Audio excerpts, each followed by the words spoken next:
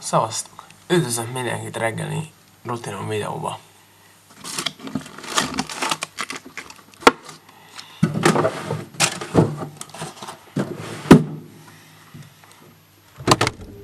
Reggelire mindig rántottát eszek virslivel.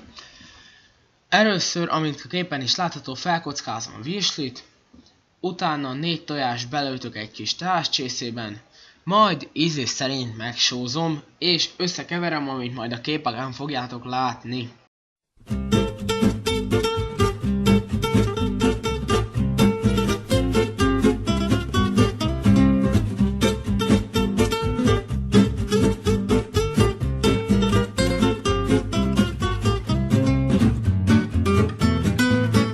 A következő folyamat az pedig a tojásnak a megsütése. Ehhez kelleni fog nekünk ugye a tojás, a virslinek az alapanyaga, egy serpenyő, egy gáztűzhely és olaj.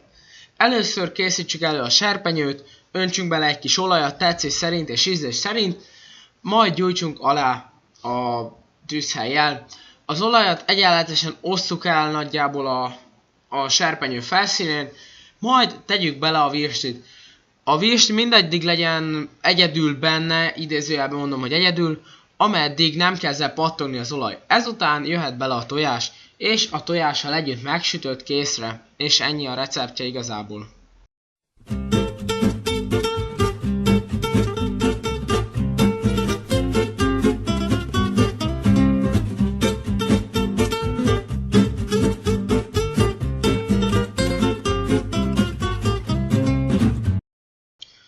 A sütés utáni következő folyamat persze nem lehet más, mint az ételnek, vagyis a tojásnak az elfogyasztása.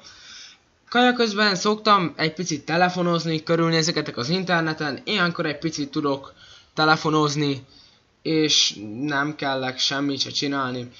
Kaja után elmegyek fogat mosni, belepakolok a táskámba, és elindulok az iskolába. Úgy gondoltam, hogy ezek már nem olyan érdekes dolgok, úgyhogy ezt már nem fogom kamerára rögzíteni, vagy videóra. Kaja után természetesen elviszem a tálamat, meg a maradékokat a mosogatóba, és drága édesanyám mindig elmossa helyettem.